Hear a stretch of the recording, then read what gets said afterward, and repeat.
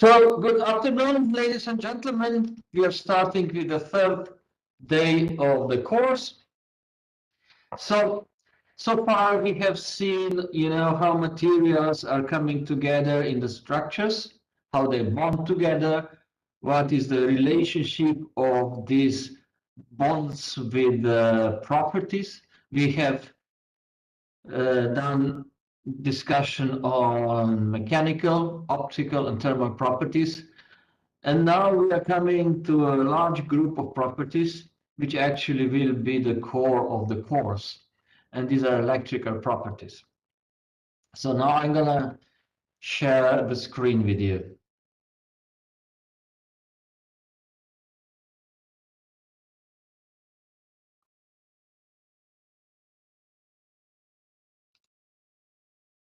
Here, I hope you hear and see me well. Now, when we start with electrical properties, we have to start with a little bit of confusion that has got some historical origin. Namely, we have to define what is electric current. Now, of course, we can understand that in the past they didn't really know, they couldn't know what is carrying electricity, let's say electricity around. So they have defined electric current slightly different as we would do it today. We know today that electric current is a result of the flow of electrically charged species. And these species are not only electrons, they are also holes, electron holes, and as well ions. Ions are also charged, so if they move, we feel this as an electrical charge. Sorry, I have to close the window because there's some noise outside. Just a second.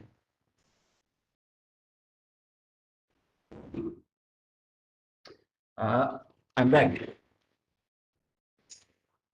So, and these charged species, they of course migrate, they move in the external electric field. So as we say, there are electron holes and ions. Now, initially they defined the direction of an electric current as a direction in which a positive charge would move. So, like the direction in which cations or electron holes would move. So, and this convention, we kind of have this convention, we are still using this convention, and we have to follow the convention. So we can say that the current in the external circuit, in the external electric field, is directed away from the positive terminal towards negative terminal, like in the battery. So electrons move in opposite direction than the electric current. So remember this and try to follow this convention. Okay, now we're gonna just briefly repeat a few things about the electronic structure of materials. Now we were talking about formation of molecular orbitals when two atoms join together. So we said we form anti-bonding and bonding and anti-bonding orbitals, molecular orbitals. And then there is more of atoms coming together, so we form more bonding and more anti-bonding orbitals. And eventually, if there's a lot of atoms coming together, we form bands in which these particular levels are so dense that we consider this as a continuum, a continuous population of the band. Now I would like to show you another picture. So let's focus on this graph here. Now, on the x-axis, we have interatomic distance. And when the atoms are far away from each other, of course, they got their discrete atomic energy levels or states. And when we are closing them, when we are bringing them closer together, these atomic states, they transform in molecular orbitals and, of course, in bigger systems in the bands. Now, see, 1s is forming an atomic band, molecular energy band. 2s is forming band. 2p are forming bands. Now, at some equilibrium interatomic distances, there are some energy regions which are not covered by these bands. So they are like forbidden regions. And these are band gaps. So in the further slides, I will color the valence and conductive bands in orange, while the forbidden bands, like band gap, will be white. Why I'm explaining this again to you? Because now this is the basics to understand the electrical properties. Now, namely the structure of the energy bands and their occupancy with the electrons, of course, determines whether a material will be conductor, semiconductor, or isolator. Let's have a look how the relationships look like. Now, what you see here, the blue is occupied band, white is a band gap, orange is unoccupied band. So we have valence band, which in one case here is half occupied. And we have unoccupied conductive band, and we have band gap in between. Now, because this valence band is just halfway occupied, the electrons can easily go from occupied level to some unoccupied level within the valence band. So we will have very easily, we will have a free electron that can move through the valence band, through the material, and can conduct electricity. So such system will be conductor. Now we can also have a system where there's no band gap, where the valence band comes over the bottom of the conductive band.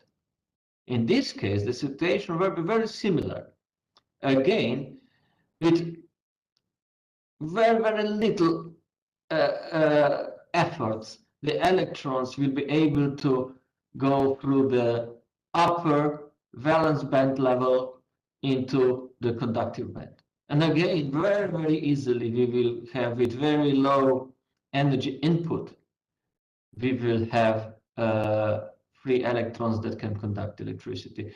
Now, when I'm talking about this energy input, what would give the energy to do this process? Very easily. Already a thermal energy is enough. So this is why at room temperature and even at lower temperatures, such materials are conductors. But as we have seen, we can have quite different situation. In this case, we have a fully occupied valence band. We have a band gap which is fairly wide, and then we have unoccupied conductive band. Now, if we want to move electron with a little bit of thermal energy to some upper level, we would bring it into the band gap when there are forbidden energy levels. And this is not allowed, and it's not possible process. So what we have to do is we have to give this of course, this material, it would be isolator. Yeah. So in fact, what we would need to do, we would need to give this electron so much energy that it can overcome the band gap and get up to the conductive band. And the thermal energy for this is not enough. So this is why we call these materials isolators. However, we can have in some intermediate situation when this band gap is present, but it's quite narrow. So in this case, there is a probability that for some situation, the thermal energy will be enough to move this electron over the band gap into the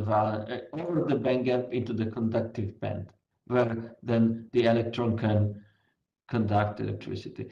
Now, of course, this process and the probability that this will happen depends on the band gap energy, on uh, how large is this difference between the valence band and the conductive band. Larger it is, of course, more difficult will be to excite this electron into the conductive band, but we can also use some external stimulant to do it, like a light or some external fields like electric field. So we call those materials semiconductors. Now, what is the limiting band gap that makes one material semiconductor and another one isolator? Really, there's no one single level. And one single gap band energy. It's a bit of arbitrary. And strictly in physics, we don't talk about isolators and semiconductors, but we talk about the narrow band semiconductors and the wide band semiconductors. But in everyday life, we prefer to use isolators for a wide band gap semiconductors. Okay, let's stay with conductivity and let's try to see how we can describe it. So what defines the conductivity? So how conductivity depends on some materials parameters. So two parameters are there. In conductors, as we said, we have free electrons and they are major charge carriers. Really, they conduct electricity. So we can't somehow forget the electron holes because they don't contribute significantly in conductors, let's say metals, yeah? They don't contribute significantly to the conductivity. So we can describe conductivity with the number of free electrons. So more free electrons we have, higher the conductivity will be. E0 is charge. Sorry, I forgot to translate this. This means charge of the electron. It's a constant. And another factor here is the mobility of the electrons. Mobility of the electrons. So, it depends how fast they move, how fast they can move under some certain external field. In some materials, electrons can move faster. In other materials, they are moving slower. So we have two major parameters here: a number of electrons and mobility. And that is the same for all kinds of materials, and we're going to meet these later on often. But I also want to tell you something else.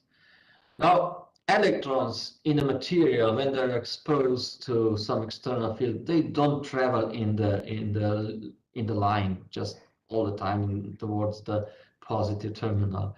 No, they scatter. They scatter on the atoms, on the defects, on whatever there is present in the material. And what we are seeing is some net movement of electrons. It's like showing here. So in some electric field, you see the electron will travel nicely in one direction. They will scatter. Maybe it can scatter for a while even backwards, and further on will scatter, but there will be some net movement. So less scattering, higher mobility. Yeah. So this is how we can understand different mobility values for different materials.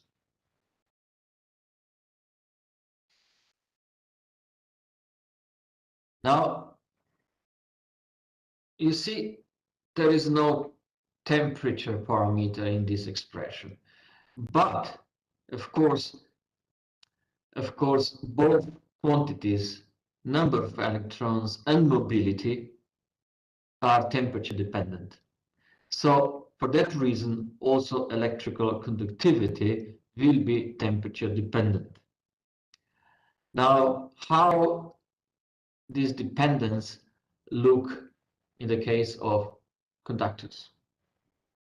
So we have plenty electrons in the metal to conduct electricity. So with increase in temperature, this huge number of electrons will not significantly change. So on this parameter, on the number of electrons, the temperature will not influence significantly. However, it will significantly influence on mobility. How? Now let's see. Remember when we were talking about thermal properties. We said with a higher temperature, with more heat inside the material, the atoms oscillate much more, they vibrate much more, there's more vibrational modes. So now, when the electron travels through such a material where there is a more movement of atoms around, the scattering of the electron will be higher. So the electron will not be travel in the linear direction, but it will scatter a lot, much more than at lower temperature. So with the temperature, the mobility of the electrons will drop. So as a consequence, the electrical conductivity with the temperature will go down for conductors, will decrease for conductors. Remember this because we're gonna talk about some similar issue when we were discussing semiconductors.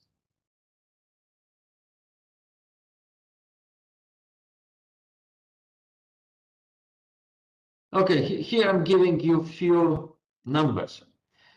Conductivity really is one quantity which goes from very small numbers, you will see later when we talk about the isolators, to very high numbers. You see the conductivity of metals is in order of 10 to 7. So, we have very different materials when it comes to conductivity. Now, we can also define specific conductivity, which is defined, of course, we have to compare conductivity, so we need to have some reference model. And this is like specific conductivity, which is defined as the conductivity of one particular conductor, or when it conductor in a shape of 1 meter in length and 1 square meter in cross section.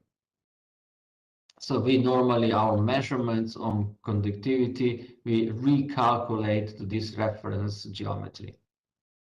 We also talk about resistivity, which is just reciprocal value of conductivity. Now, I'm giving you now the specific conductivity values for different metals, more or less, metals. So what you can see here, that the most conductive is silver, and copper follows very near to the silver. But then, the metals exhibit much lower conductivity. So this is the reason why we are using, for really good electrical contacts, we are using noble metals. See, noble metals, they have higher conductivity. We normally don't use silver, despite it is the most conductive, but we don't use it because it's not so stable, chemically stable under ambiental conditions. Gold is much more stable. It does not react with any gases present in the air, for instance. Silver does. Not really that it can be easier oxidized as gold, but that is not a problem. The problem are impurities in air. For instance, some SO2 gases, sulfur oxide gases. If there is a little bit of them, silver easily react with them, as well as copper, while gold is more inert in that sense. So this is why in good electronic audio video systems you would have gold contacts. As you see, all other metals are less conductive. Okay, now it's time to start talking about semiconductors. As I said before, now we have a band gap here, and we have to excite these electrons over the band gap. Now, in this case, we form here an electron hole, and of course, we have free electron in the conductive band. Both can easily now conduct charge in some external electric field. So now when we are describing the conductivity, we have to consider both species, electrons and electron holes. Now, I would like now to emphasize something. We are talking now here about the ideal semiconductor. Ideal, which means the semiconductor which does not exist, no impurities, no defects. So let's call this intrinsic conductivity.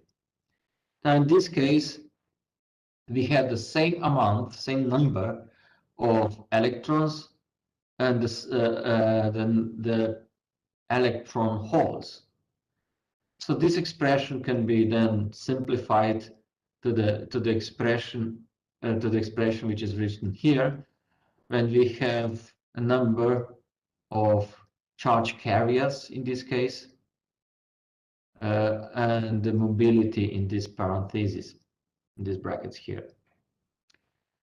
Now, let me give you some numbers for the specific conductivity of different semiconductors. Let's start with silicon as a kind of the most important semiconductor today, and I'm sure you know why, because all the electronic is made on silicon. Now, you see the silicon has got a band gap 1.11 electron volts, and very low conductivity, still 10 to minus 4. Not much conductivity. Now, if we would use such silver in electronics, we wouldn't get much out of it, because there would be very little electron transport over such silicon. So we have to overcome this low conductivity of silicon, and I'm going to show you later how we do it. For instance, germanium has got smaller band gap and consequently higher conductivity. You will see this correlation is very, very strict. Lower band gap, higher conductivity. Bigger band gap, lower conductivity. Germanium, arsenium system has got higher band gap and even lower conductivity than silicon, and so on. You know, for instance, indium antimony, you see very, very low band gap, but for that reason, very high conductivity. Now I mentioned that we have to do something with silicon if we want to use it in the electronics. So because the band gap is too wide, and we can basically dope silicon with some elements. We can dope it with the element of the third group, that means group here, or the fifth group. So if we do it with a phosphorus, for instance, we would introduce a phosphorus band gap exactly inside the band gap of the silicon semiconductor. So that now additional band gap that comes out of because of this doping will enable, of course, some better conductivity.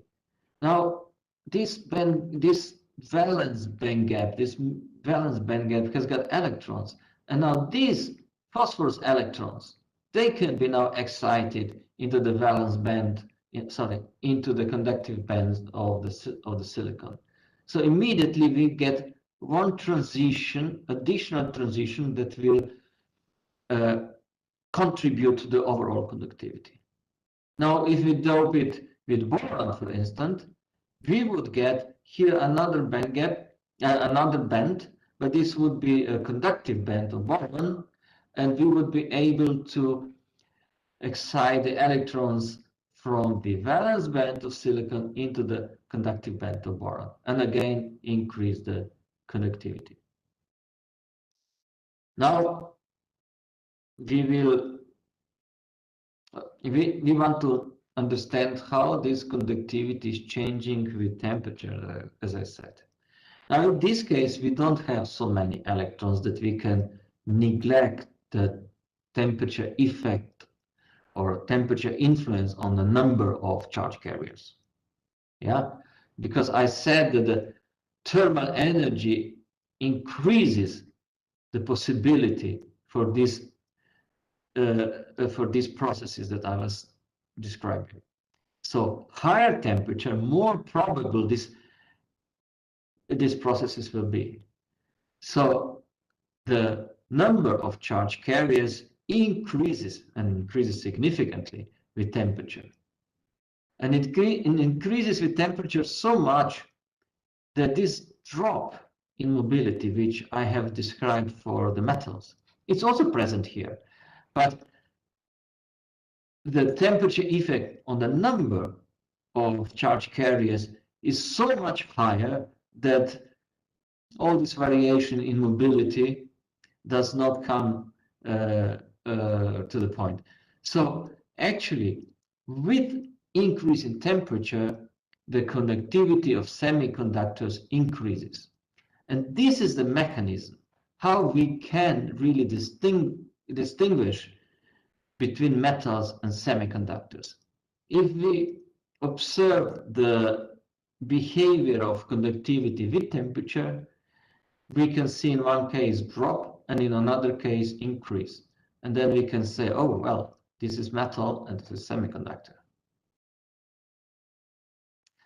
Okay, now I will do the detour, a little bit of detour. We talked about electrons and electron holes as a charge carriers, but we should not forget that we also have ions as a charge carriers. So, of course, that is more known or more easy to understand when we're talking about solutions. But there's also ion transport in the solids. If that wouldn't be a case, we wouldn't have batteries today. In a batteries, ions are transferring charge from one to another side. So I'm gonna give you a little bit insight into the conductivity of electrolytes. This is important also for other techniques that we are using in material science, like electrolysis. We also have to understand the conductivity of the electrolytes in electrolysis.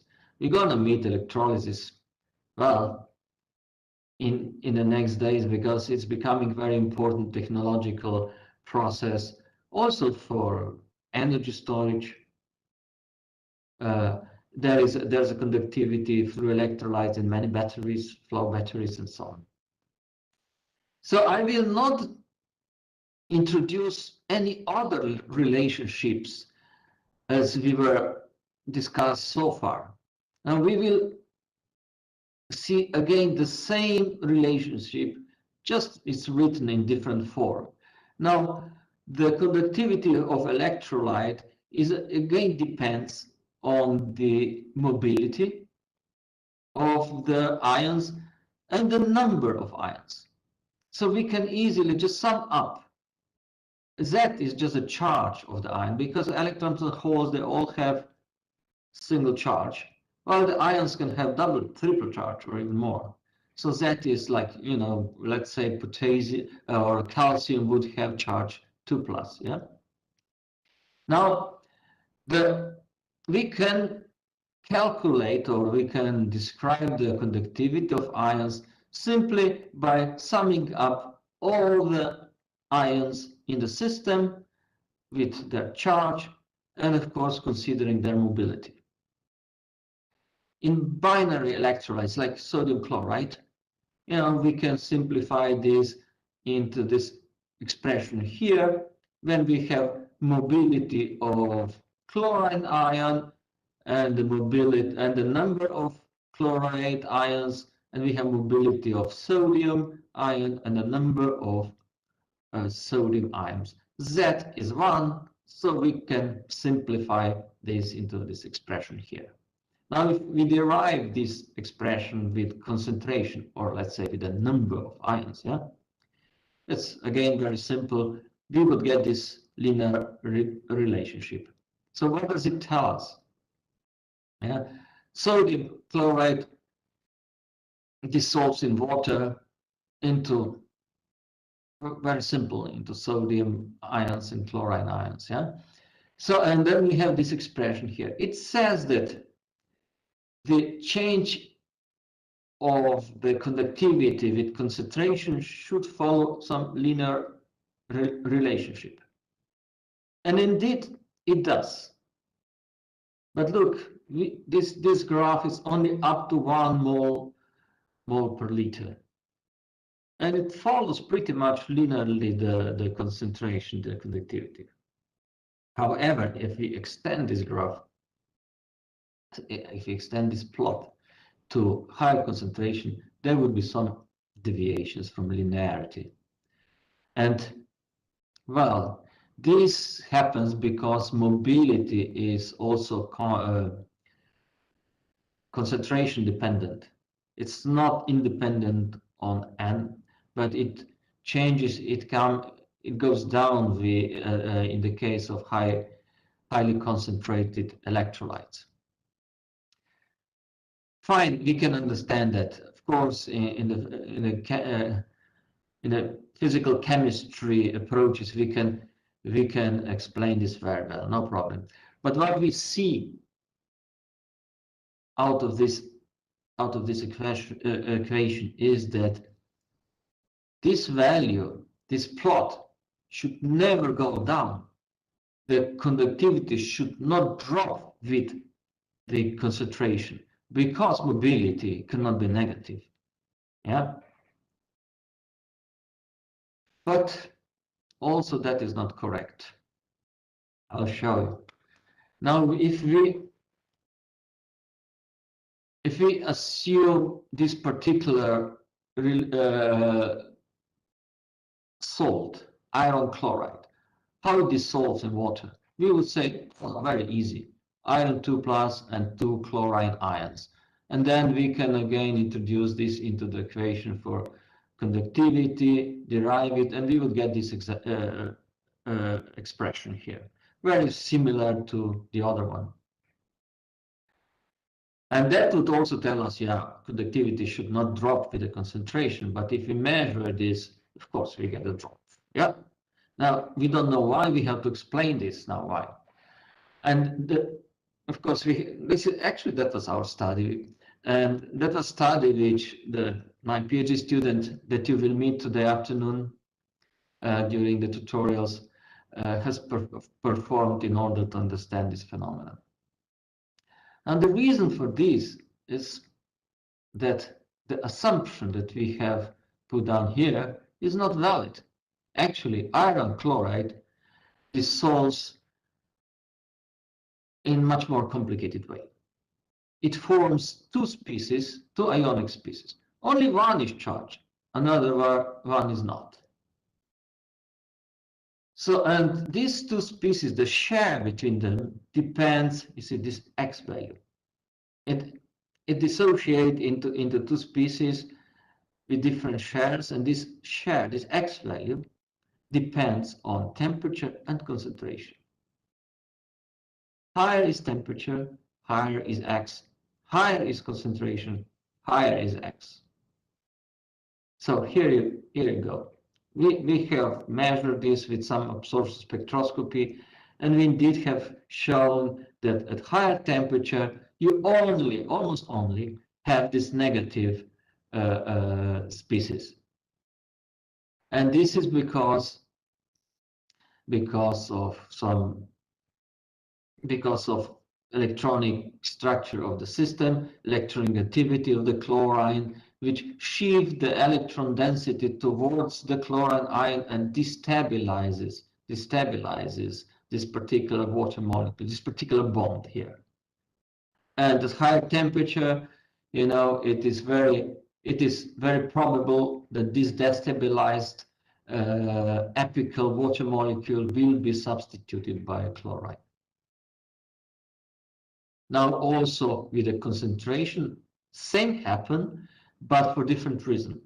With the concentration, in high concentration, we have so many ions inside the system that we ran out of water to hydrate these species.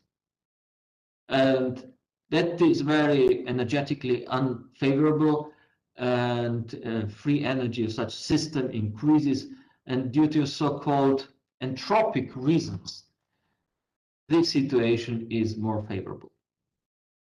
So now we can explain also this behavior. It's nothing wrong with our equation that I shown before, but we have to understand exactly how salt dissociates inside some particular media. It's not always in obvious way, but the nature can be much more complicated. So just to save this time, I'm not gonna go further on and repeat these conclusions here. Now, what I would like to go, of course, now back to the solid state, and I will just briefly go through the applications of the semiconductors, which you are most probably very familiar with. But let me spend a few minutes to explain microscopic reason or microscopic processes here. First is diode, of course. It's a current rectifier. It rectifies current, so it means it passes the current in one direction, but not in other direction. So this is the two-terminal electronic component, which has got one joint between P-type semiconductor and N-type semiconductor. So when we connect this to some field, electric field here, we drive these carriers inside the semiconductors either towards the interface between these two materials or away from the interface. When we drive them towards the interface, we increase the probability that they will recombine on the interface. And in such situation, the current will be able to flow. When we drive them away from the interface, of course, we have no charge carriers at the interface to recombine, and in such situation, the current will not flow. So we get this very known current versus voltage curves. You see in one direction, we can trigger the conductivity, the current to flow. In other direction, we cannot until the catastrophic failure, breakdown of the diode. And consequently, of course, we can rectify a sine wave into such a half-wave shape.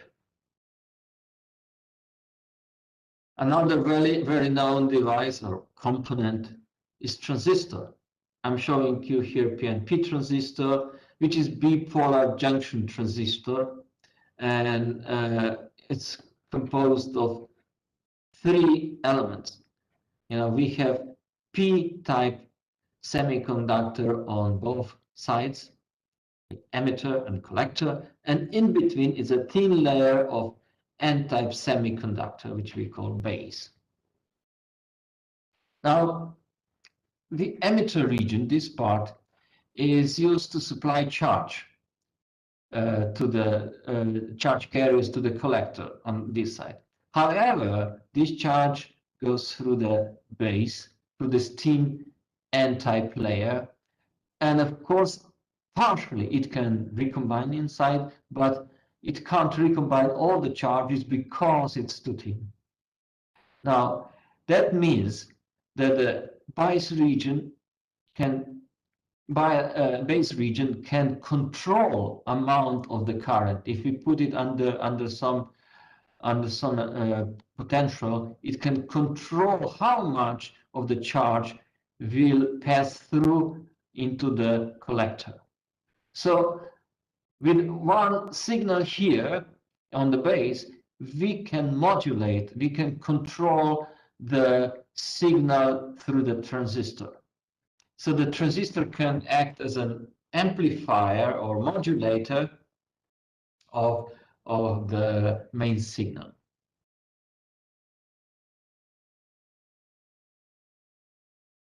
Okay, this was, now I'm just checking how much time do we have. Well, I would suggest that we continue with dielectrics later.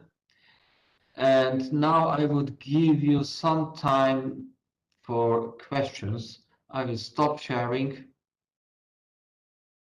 this slide here, and I would give you time for question if you have some question on this topic that we have been through now.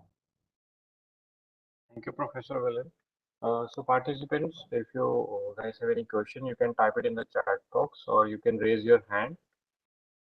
I prefer if you type it into the chat box because then it's easier for me to understand. The voice transmission is not so good. Okay, so we have one question in the chat box, sir. If you can. Okay, I'm gonna read this. Please discuss the speed of electricity. Is it instantaneous or the speed depends on conductor or anything else?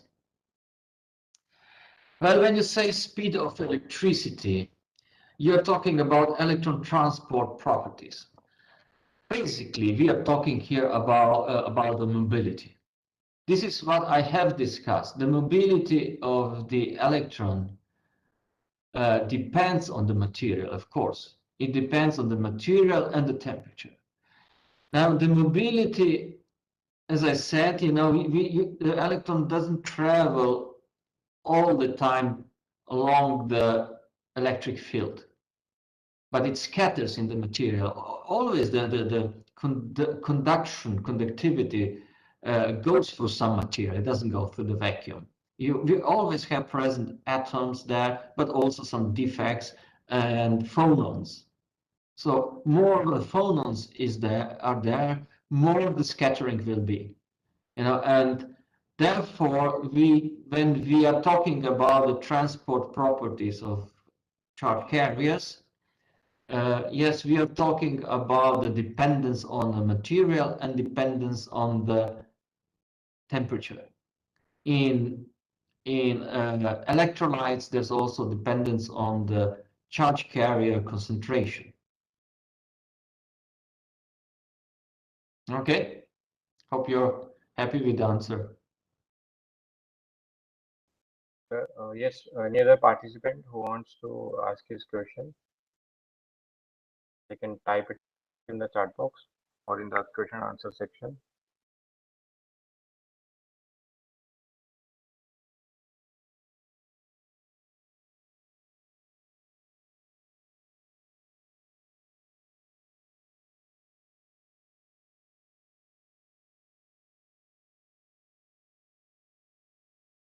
If there is no other questions, I will make now an introduction into the next topic, just for maybe 10 minutes. Stop it.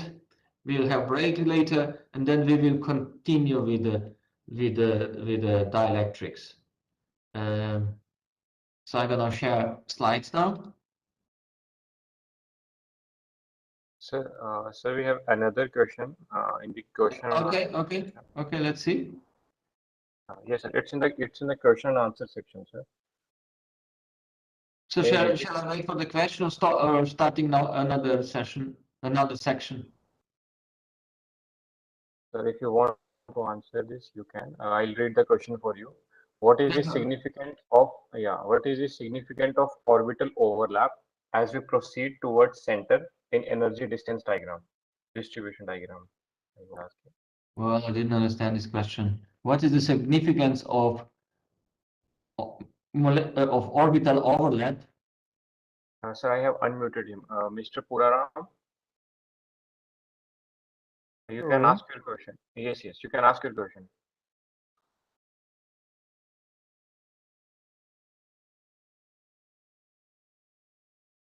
Hello, we can hear you. Mr. Puraram, you can ask your question. Yes, Yes, yes, we yes, can hear you. go ahead. Yes, I hear you. Please, Is my I'm voice waiting for audible? you. I'm waiting for your question. Voice is audible? Yes, Sir, yes, you are. go ahead. Okay. Uh, my question is related to energy band diagram during the overlapping. So mostly when two atoms approaching each other, then outer orbitals overlap first. But as in energy distance diagram, uh, as I see in energy band diagram, so on at r is equal to 0, most of orbit overlap. Whether it is only visual purpose or something is significant information at r tends to 0. Doesn't catch really, but when the two atoms comes together, of course, the extent of overlapping, or with better word, the formation of molecular orbitals extent depends on the distance. Yes, outer orbitals, uh, if I simplify it, would form molecular orbitals faster than inner orbitals. However, we shouldn't consider orbitals as the constrained space. What we see, what we normally draw, is just a shape that defines some probability. The orbital defines some certain probability that the electron will be there. It's not something which we can put a finger on, but we are always talking about probabilities. So there are probabilities and extent of the hybridization which differs when we are moving atoms together into and forming a chemical bond. I hope that is the answer to your question. Yeah, thank you, Professor.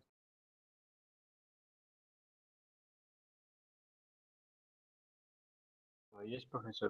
Now we can proceed with the lecture. Okay. So just to save some time, I'm going to spend just a couple of minutes introducing the new topic, and then we're going to have a break. Now, as I said, we also have isolators. Now, I do not like to use this word because I already told you why. Because in physics, also isolators are just semiconductors with a wide band gap. I prefer to use the word dielectric. Dielectrics. So when we're gonna talk about now other applications that are actually done by isolators or wide bandgap semiconductors, we're gonna talk about dielectric. That's just another expression. Now dielectrics, they don't have free electrons. They don't have free charge carriers. Well, all these charge carriers are bound to the atoms or ions inside the material. An external field cannot cause the current, cannot tear away these electrons from the atoms to be able to move through the system. But can cause something else, can cause the polarization, can still cause the movement, slight movement of these electrons against the nucleus of the atom, or it can cause movement of positively charged ions against negatively charged ions. So this movement at some point, of course, will stop because we have cohesive forces that bind together these pieces, electrons and nucleus and ions. So it means anions and cations. So, but there will be in some particular external electric field, there will be some particular shift of the positions. And this gives us dipoles in a material. So dipole can be defined as some charge separation on some particular distance. So the dipole here, we use, let's say, P to describe it. So Q is the charge. Now, of course, electrons has got one charge, a single charge, while ions can have double charge. Now, and this delta X is a distance of the separation of these pieces. And then we can define polarization. Polarization is just a number of all these dipoles multiplied by the dipole strength. So these are now here expressions that defines dipole and polarization, what we're going to talk about later. So we can have several different mechanisms of polarization. We can, at the very high frequencies, or we only one mechanism, or let's start with I will start with something that we already have talked about, electronic polarization. So electronic polarization is the movement, in kind of shift in the gravity of electron clouds against the nucleus. So you see, if we have external field, the electron cloud will slightly move towards the positive pole, while the nucleus will move other way. So then it's ionic polarization. As I said, we have ions in some materials, and ions are charged. So again, they will react on some external field. So anions will move slightly towards one side, cations towards another side. Especially in some organic systems, we have molecules that are polar. And in such system, we can get orientational polarization. These molecules will orient. They will move to the positions where positive parts of the molecule will be oriented towards the negative pole and the negative positive pole. And finally, in a material, we can also have something called space charge polarization. And this is in the systems when we have some charges, free charges. So you see, as I said, even in semiconductors, you can have, in dielectrics as well, you can have some little charges present for some different reasons, due to some defects or some thermally excited electrons. And these charges in the system would move, but they would stop at some planar defects, grain boundaries, and they would accumulate on this and cause a polarization that way. So I think this illustration here tells you very nicely how that looks like. And last slide before we call this hour. All these mechanisms of polarization are strongly frequency dependent. Now, at very high frequencies, so we are talking here about visible light frequencies, yeah? these frequencies are so high that they cannot move ions, they cannot move molecules because it's just too high, you know. But they can just move electrons, and at such frequencies, only electronic polarization is active. But when we are coming down with the frequency, so the frequency can resonate also ionic movement. So at this particular frequency, about 10 to 13, you know, the frequency of external electric field can resonate some ions in the system, and we would then later have also ionic polarization active. And further we're going down, we can also trigger, if there are molecules in the system, also orientational polarization. Space charge polarization is active at very low frequencies, and we see it down only at 10,000 hertz, for instance, and downwards. And this then would cause the space charge polarization, would cause really dramatic increase in dielectric constant. Dielectric constant we will also define later. You will see the dielectric constant is a parameter which is directly related to polarization in the material. Okay, for now, I think we have deserved half an hour break, and I see you back in half an hour.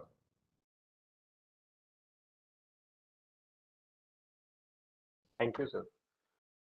So participants will again be meeting at 3 p.m. after half an hour. So till then, stay tuned to this link. Thank you, sir.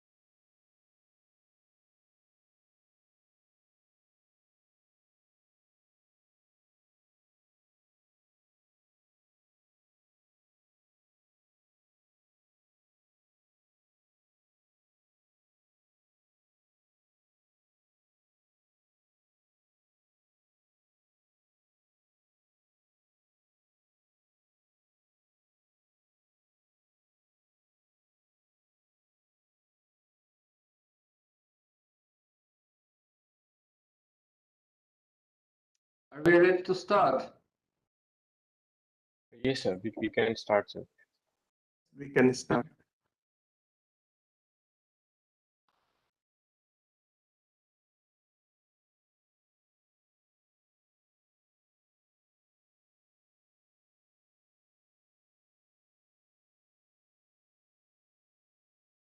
Okay, welcome back.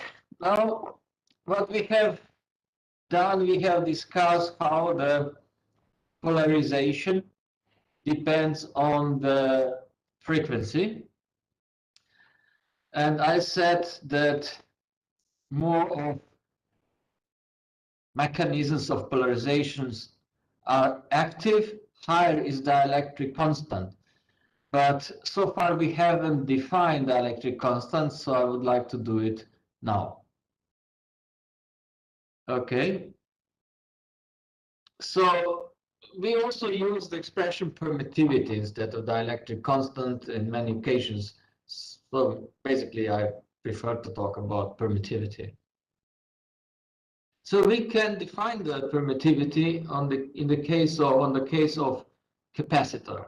Capacitors, there are two conductive plates on some specific distance under the electric field, and when we apply voltage, then the charge accumulates on the plates. So we can define capacity as a quantity which describes amount of this charge that is accumulated on the plates. So on these plates here and here, yeah. So the capacity is defined as a charge per voltage unit, of course. More voltage we apply, of course, more charge is accumulated on the plates. But we can also define the capacity with a geometrical factor of the capacitor. So A is the surface of the plate and the D is the distance between the plates. What we see here is that the smaller the distance is, higher is capacitance or capacity. Now, if we move these plates closer together, the capacity increases. And we can increase capacity with yet another approach. We can place in between of the plates some material. And then, depending on the nature of material, the capacity will increase. The amount of charge on the plates will increase. Now, the difference between the case where we have vacuum in between plates or some material in between plates is called relative permittivity. So relative permittivity tells you for how many times the electric field in material is denser than in the vacuum, or how much more charge we can accumulate on the plates when the material is inserted between the plates. Now, I talked about the relative permittivity because we want to normalize this against the permittivity of the vacuum. So against the case when in between the plates we have nothing, just vacuum. So these numbers for the relative permittivity goes from basically from 1 upwards to can be like several thousands.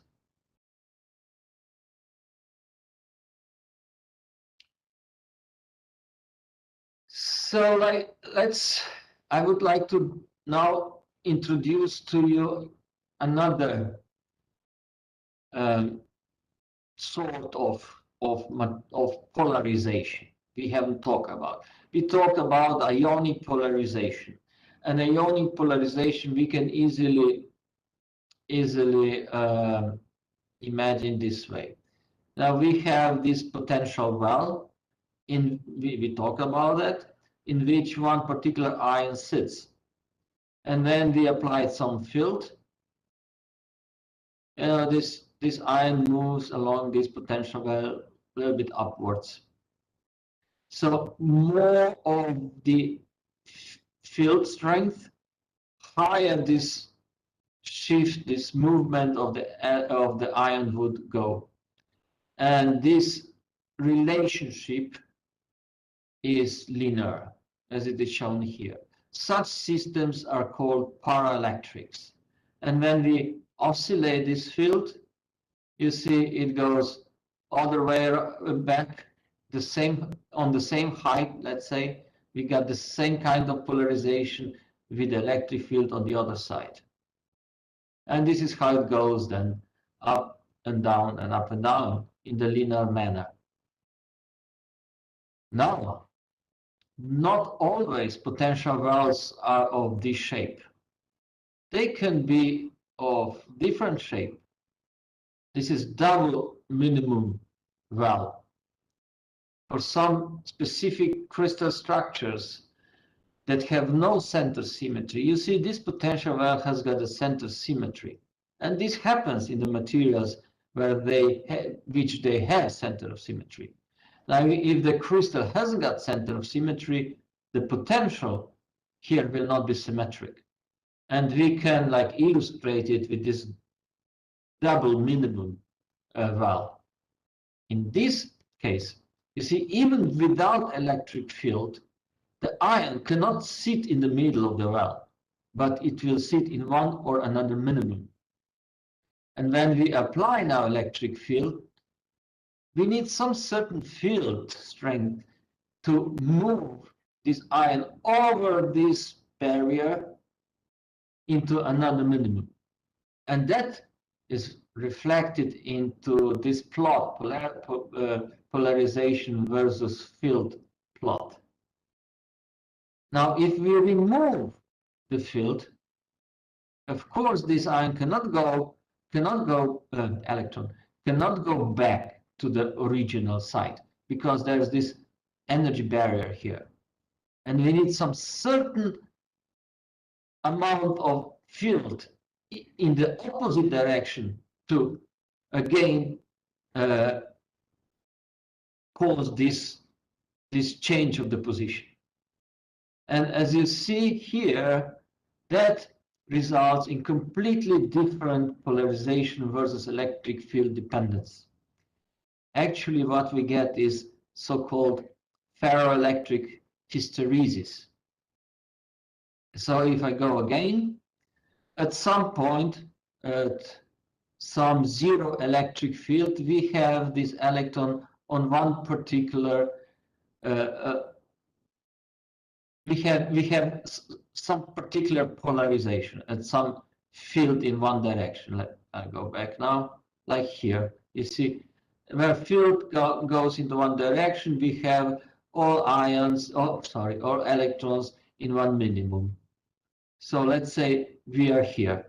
And then we are removing field, and I said we cannot really go back to the other minimum, but we keep some remnant polarization despite we have removed all the electric field. And we need more field to the opposite side to bring polarization to zero. And then we can further polarize material into the other direction. So as you see, even in the absence of the electric field, we have some polarization. So we call such systems polar dielectrics. And actually, this will be the topic of our next lecture. But I would also like to show you how this ferroelectric hysteresis is changing with the temperature. So with the temperature, if I go back, we also have here thermal energy, which kind of, tries to oscillate this ion. At some point, this term electron, I'm saying ion all the time, is electron. Actually, no, sorry, it is ion. No, I'm confused now. It is ion. It wants to thermally oscillate this ion. And at some point, this thermal energy will become so much that this ion will be able, without the help of electric field, to overcome this barrier and switch into another minimum. So this hysteresis will change with temperature, and it will become slimmer, and the final polarization will be lower and slimmer until it changes into the dependence that we have seen for paraelectrics.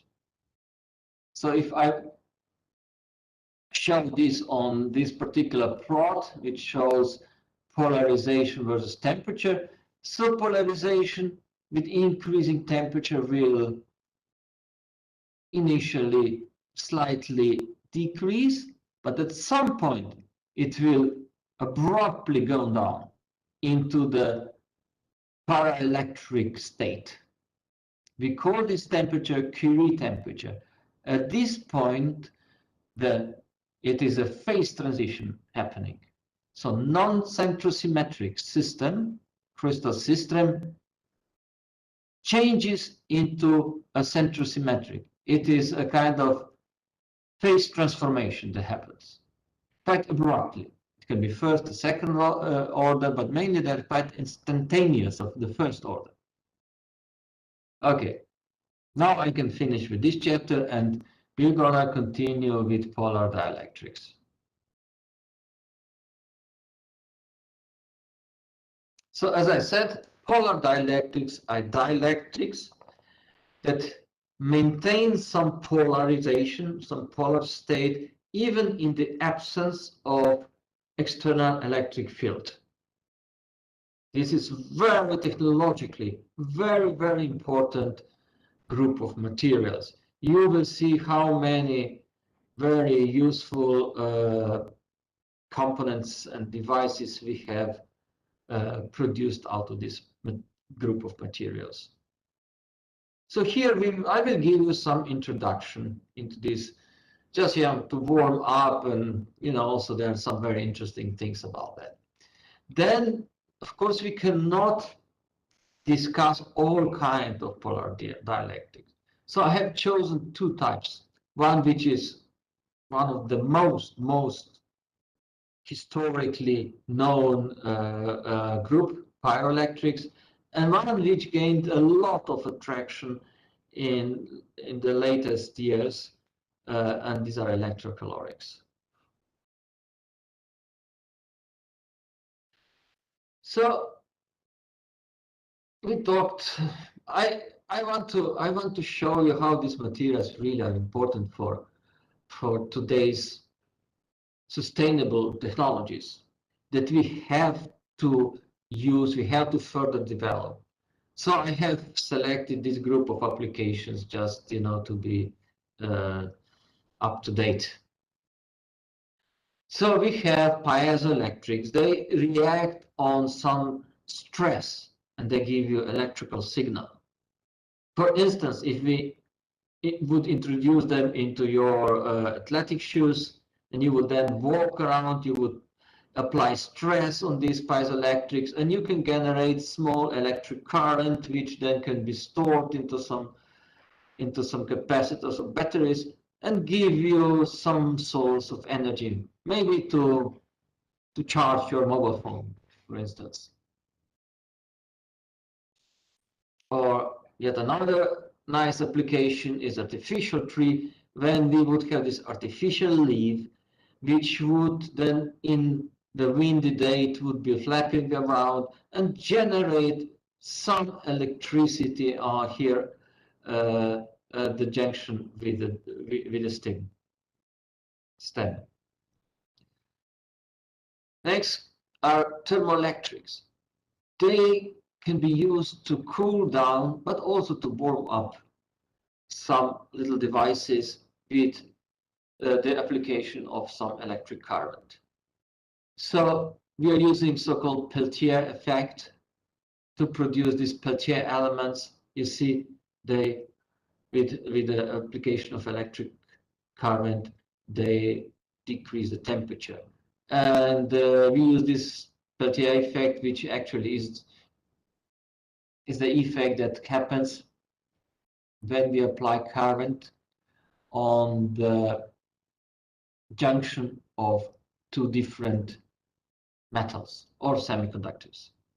And vice versa can also be done. We can apply some temperature difference on the junction, and then we would generate some voltage. Then there are photocatalysts. We're gonna spend a lot of time later to talk about photocatalysts that speed up or make enable some chemical reactions when they're exposed to light. We know photovoltaics. Actually, they are similar as photocatalysts, just that we use these photogenerated electrons and collect them to get some electric current and using light as a source. There are also other applications like rectennas, wind turbines, magnetocaloric. I don't want to spend so much time on that. And these are our two that we will discuss now. Let me start here with some history. I mean, pyroelectric effect has been observed. I mean, it's one of the first electric effects or phenomena that have been observed by human being and also described in a kind of scientific way for this time there back. Now it has been observed, as you see, in the very beginning of 18th century, when some Greek philosophers has noticed that some specific stones, minerals, they can attract ashes and straws. Not only attract as a magnet, but they also repel them under some conditions. So that has been quite intriguing for them. They have write down some notes on that. And that also has been the beginning of investigations of pyroelectric effect. So tourmaline was this mineral, and you have seen this complicated chemical formula of tourmaline crystal. So later, it was called pyroelectricity. Pyro, it comes from the fact that they have noticed this inside the open fire that used at that time. And the pyro means fire in Old Greek. Now, this pyroelectricity was then later also observed and properly described in Rochelle salts that has been done in the beginning of 19th century.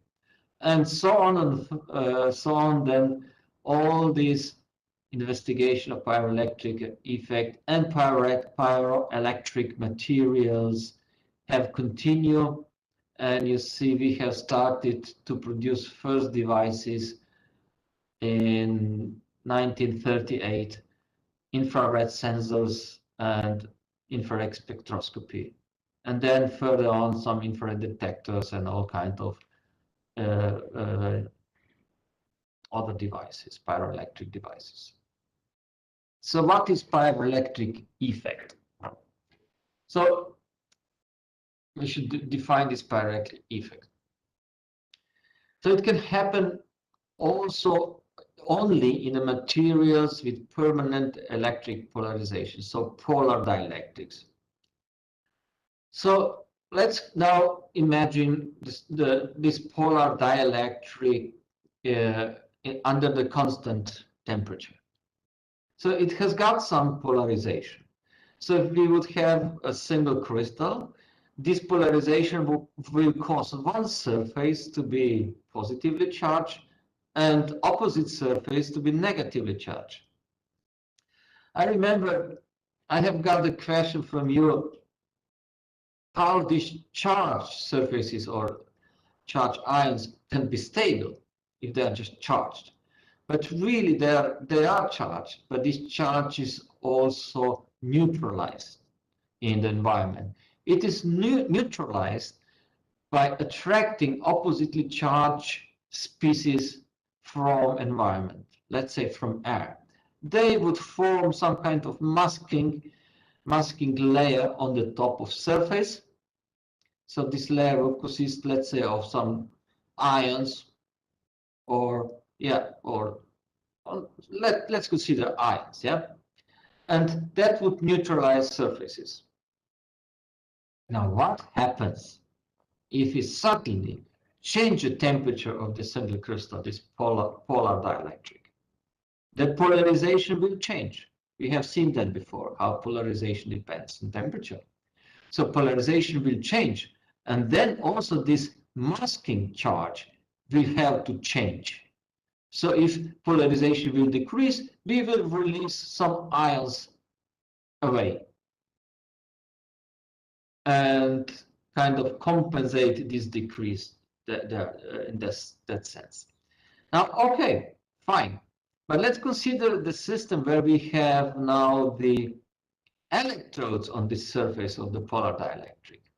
When this temperature change will happen, these ions, or in that case electrons, will of course react same way. They will compensate the change in polarization. But if we connect this into some circuit, they would actually, instead of just flying out of the electrode, they would move into the circuit and cause some current, electric current.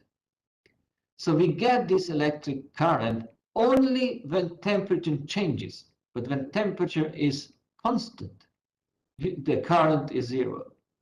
So the pyroelectric effect is in action only during the change of temperature, but not when the temperature is constant. That is very important. Now let's look into some classification of polar dielectrics, which will help us understand which kind of polar dielectrics can be dielectrics can be pyroelectrics. So we have this group of polar dielectrics. Well, you see, sometimes we call them piezoelectric materials. Actually, they're more known under this name, piezoelectric materials. We have 32 crystal classes regarding the symmetry that the unit cell has got there, like a center of inversion of, or some rotation axis and so on. So as we already talked, the polar dielectrics can only be crystals with no center of symmetry. Only such crystals will have a potential well which is not symmetric and will cause this permanent polarization. So out of 32 crystal classes, only 20 classes are lacking the center of symmetry, and only 20 classes therefore can be piezoelectric classes. So this is now this green group of materials. And further, within this group, we can also define some subgroups. So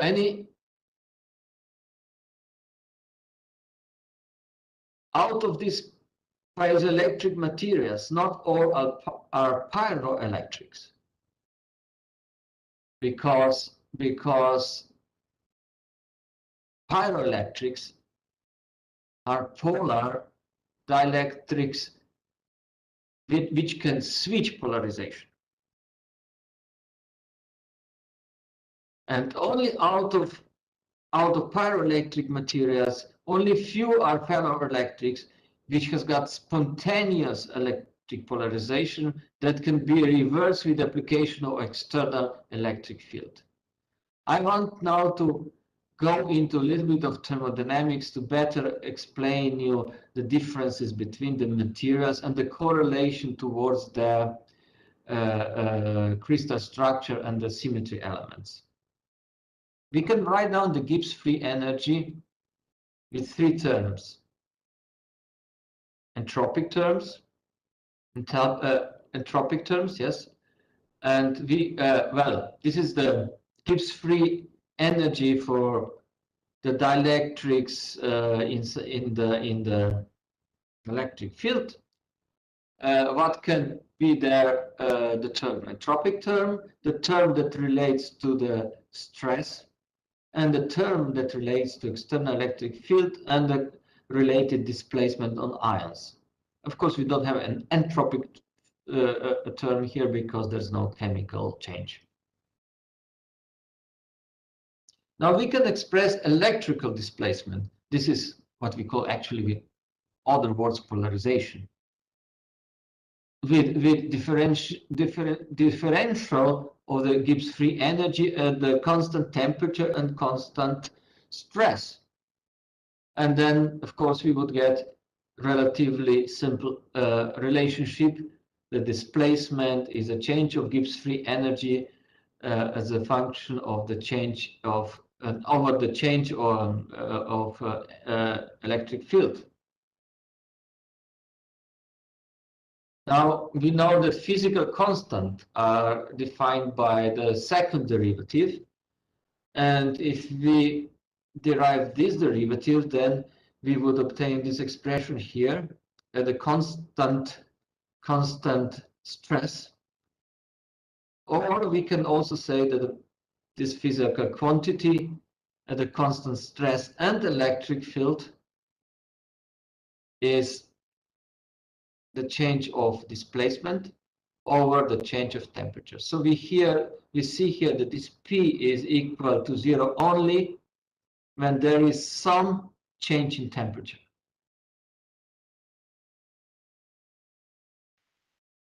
And as I said, the dielectric displacement is more or less other word for polarization. We can also express this with a polarization. And now we have this expression that the change in polarization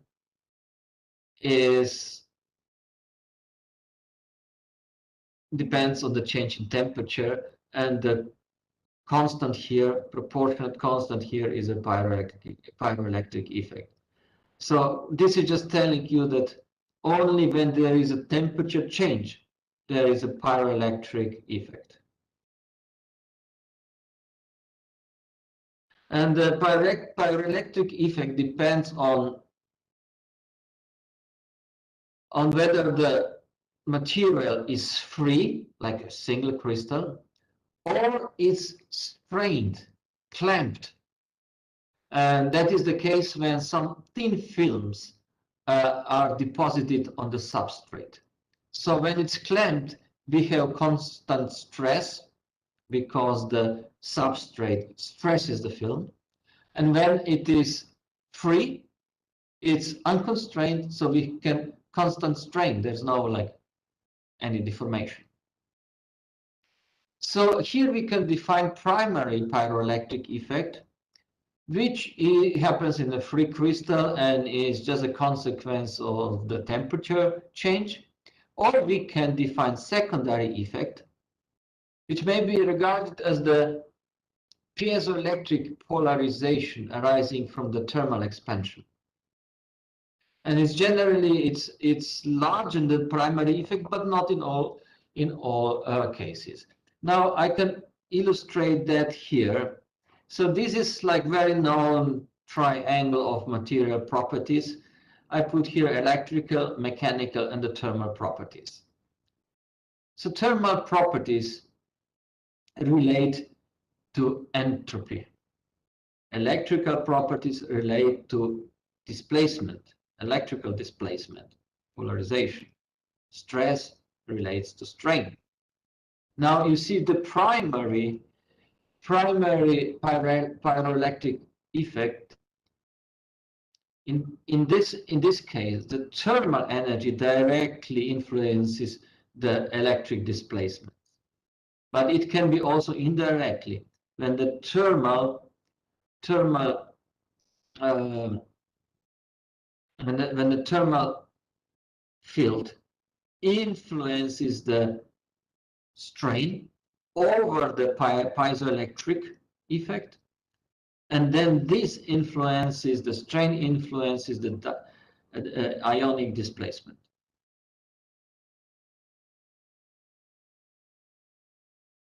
Okay, this can be, of course, covered with the thermodynamic equations, but I don't think we have time to go into this.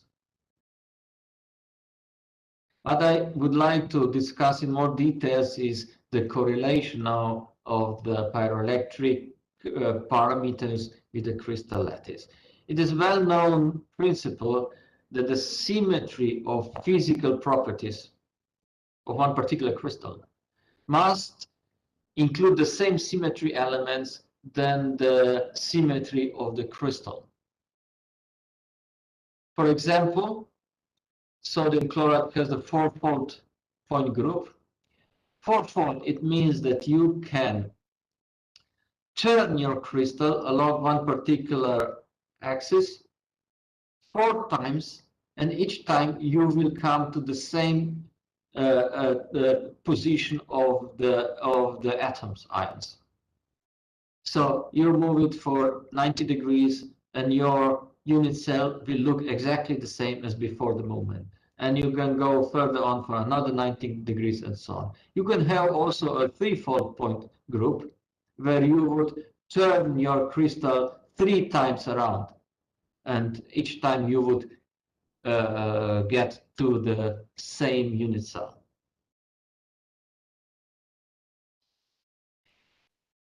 So the properties should follow the same symmetry.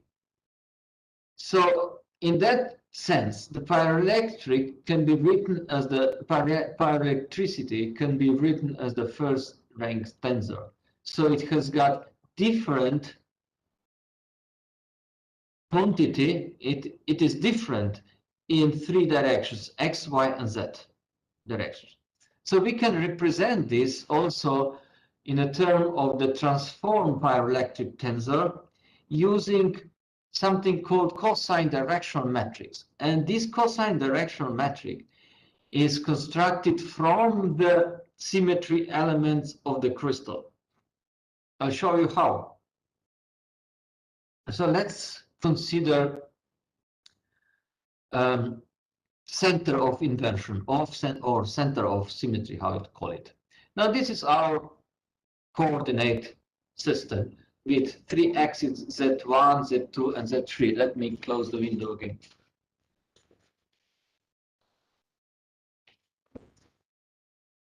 So now if we say that origin of our coordination system is center of inversion, we can transform these axes into the new system, into the transformed system through the center of inversion. And now we can define cosine directional metric. Cosine directional metric is the cosine of the angles between original coordination system and the new coordination system. So for instance, between Z3 and Z prime 1, the cosine is R cosine, in fact, yeah, is this angle. So we have these A parameters, which is actually the cosine of these angles, and we just then put them into the matrix, cosine directional matrix. So for center of inversion, you can easily see that for all axes with the same index, the cosine will be -1 because they are 180 degrees angles, and for all that have different indices, the cosine will be 0. So our cosine directional matrix will look like it's shown here: 1, -1, 0, 0, 0, -1, 0, and 0, 0, -1. Now we can use this to calculate transformed, what I showed here, to calculate transformed pyroelectric tensor.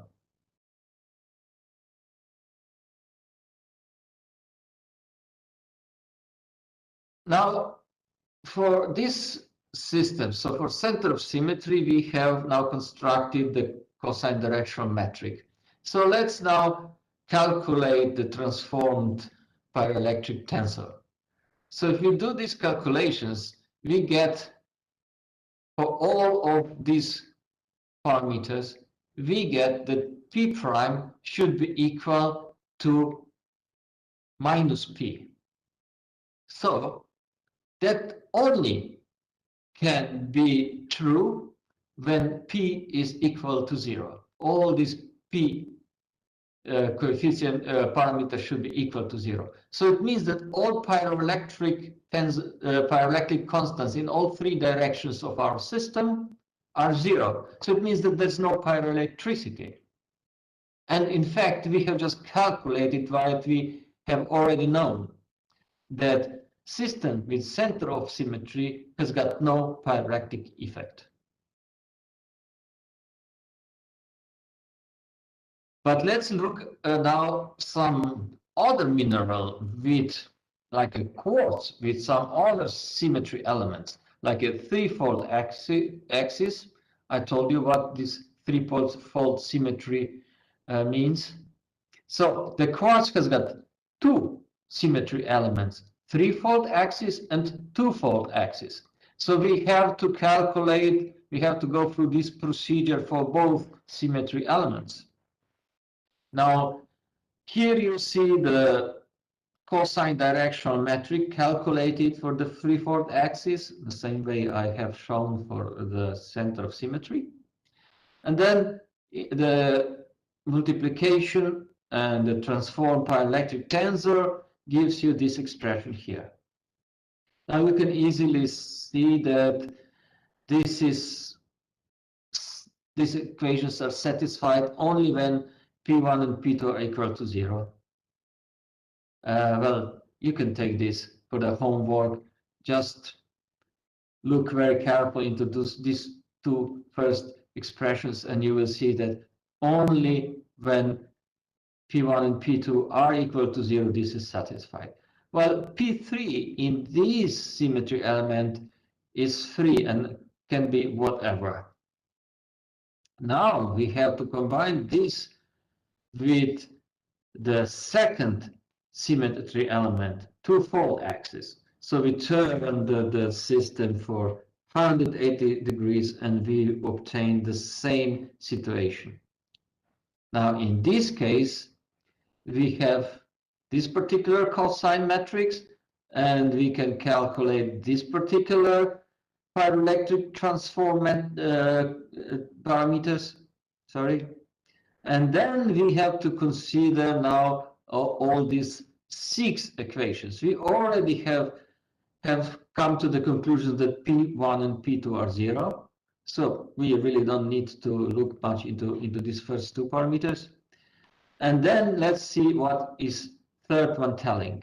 So P3 is equal to minus P3. So, and this symmetry element again gives us that P3 is 0. So also in this one, although non-central symmetric, still the pyroelectric coefficients in all directions are 0. So that tells us that not all piezoelectric materials are pyroelectric. So some of them still haven't got any pyroelectric effect. But let's find some now, some material that is pyroelectric. And we know tourmaline is because that was discovered by old Greek philosopher earlier. Okay. So, and this one has got threefold axis as a symmetry element and the mirror plane. So you can imagine what mirror plane is. So one part of the crystal unit cell is the mirror picture of another part. Now, in this case, we know already this situation because it's the same symmetry element as before for quartz. But now for mirror plane, the cosine directional matrix is here. It's a different than what we have seen so far. And the calculation gives another transform paraelectric tensor. Now we know from before that P1 and P2 should be 0, but you see here, this one does not eliminate P3, but it says that P3 prime is just equal to P3. So P3 can be whatever number. So P3 can be different than 0. And for that reason, the tourmaline is pyroelectric, but it's pyroelectric only along one axis. So again, here we see that not all axes in polar crystals are pyroelectric, not necessarily, but they can be depending on what symmetry elements the crystal exhibits. So we can go through all these different symmetry groups, point groups that exist in crystals, and then we can see that only some of the point groups would have some pyroelectric effect, and we can really list them down. Now, pyroelectric coefficients are small. They're not very high. We cannot induce a lot of current by changing temperature in a material. But it's enough that we can detect this current and use it for some application. Now, it's correlates very well with specific heat because of the polarization state of material, and it decreases with the temperature. When the thermal motion decreases, also the pyroelectric effect decreases. Now, I'm not, because we are a little bit running out of time, I'm not gonna repeat the hysteresis. We know, I already told you about that, so how that changes with the temperature, and this is what polar dielectrics do. Now, another important issue with the pyroelectric effect is, I told you that the polar dielectrics, like a ferroelectrics, at some point, they lose, at some temperature, they lose their polar state at the Curie temperature. So they undergo phase transition from a polar state into non-polar state, or, as we know now, from non-central symmetric crystal to central symmetric crystal. Very much the same happens also with pyroelectrics. When they go over the Curie temperature, of course, they undergo the transformation to central symmetric group, and they completely lose their effect. So what I want to say is that the pyroelectric effect, the pyroelectric materials for some kind of devices can be used only up to Curie temperature for this particular material. If we're gonna hit them further up, they will lose the pyroelectric effect, and our device will not work anymore, will not be functional anymore. So here we have some materials listed. Initially, we use a lot of lead-based perovskites because they got fairly high pyroelectric effect. But later, due to environmental and health reasons, we were investigating a lot of other materials, non-lead based materials, and also discovered some interesting materials with very high pyroelectric effect that are now today used in the technology. Still, you see some combination of lead-based materials are superior, but really we are trying to substitute them with non-lead based materials. Not very successfully yet, but there's a lot of research into this direction. Now I will just briefly mention how these pyroelectric materials are applied in some devices.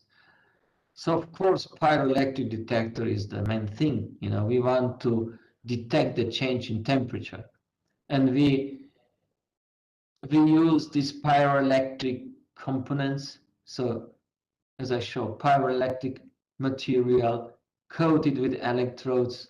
You remember this from one of the first slides.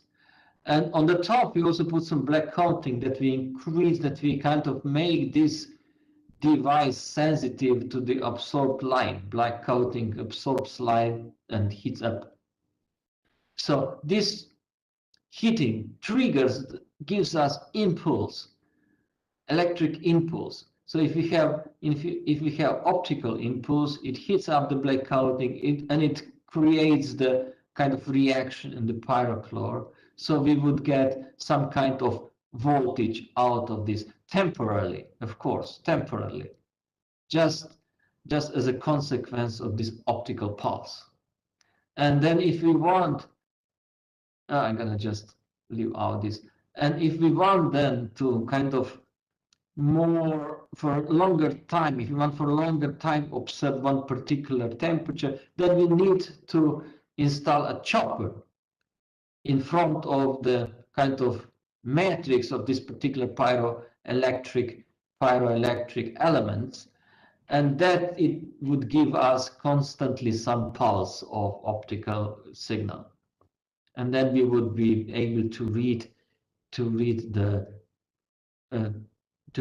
voltage input many times for a longer period of time. Now, if we align these pyroelectric elements into lines and into kind of map, then we can also image some certain things in the environment. And then we are coming, you know, to infrared imaging. So we can take an image of how your environment, how some particular building, cars, or whatever, how does it emit thermal energy. This is just using pyroelectric elements ordered into the map, and in front we put a chopper to continuously have these impulses, and then in this way we are getting the image, infrared image, as we said. Yeah. So, and this we all can use as also as sensors for the environment, in the laser applications, and of course for detection of fire and gas. So now I will conclude, because I would like to give you a few minutes for your questions. So I'm gonna stop sharing this, and if you have some questions, I will happily answer them. So if you put them in the chat box, is the best thing you do.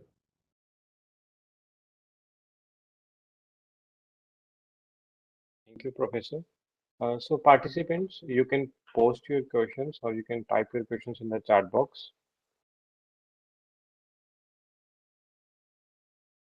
We have few minutes.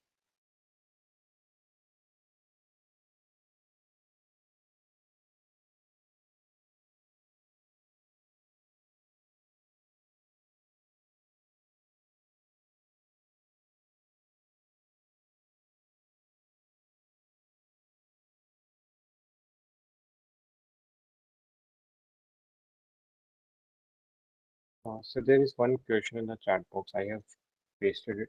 Okay, I will read this. Are the instrumental techniques to measure the charge density on a surface and ionic mobility in a material? Yeah, sure. Charge density on the surface, we can measure that there are, of course, capacitor-based techniques that allow us to measure the charge density on the surface. So we can use also the probe techniques, We can use different setting, different geometries of the electrodes. We can put them like with a lithography, like a digit in the digital structures. And from all of that gives us the possibility to evaluate the charge density on the surface. Same also ionic mobility in a material is measured through the measurement of the conductivity. Of course, we have to distinguish between ionic mobility and electronic mobility, but there are algorithms that can do that as a function of different parameters that we move during the measurements. Thank you, Professor. Yes, participants, if any other question.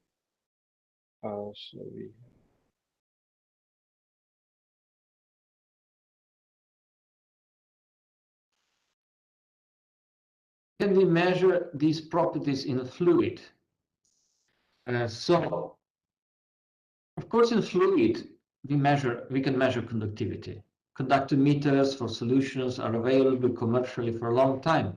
Yes, we measure this in the fluid, but in the fluid, we must understand we get conductivity as a result of ion movement.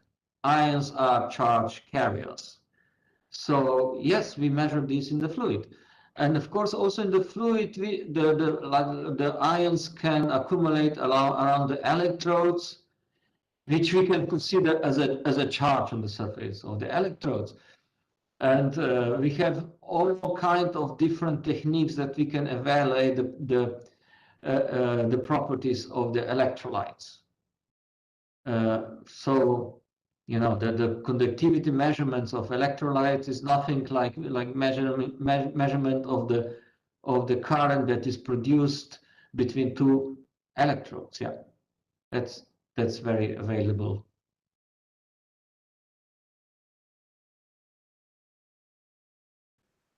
Any other question?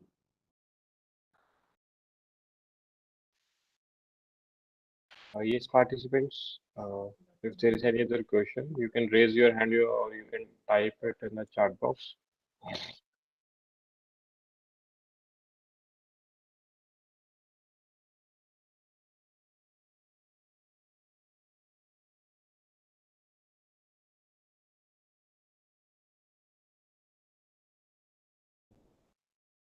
I guess we don't have any further questions. Okay.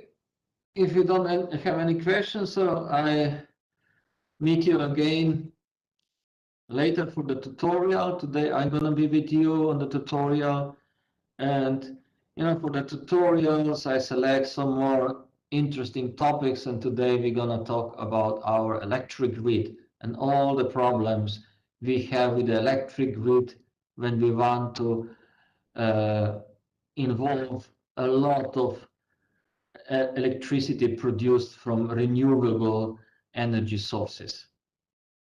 Okay, see you later then. Okay, thank you, sir.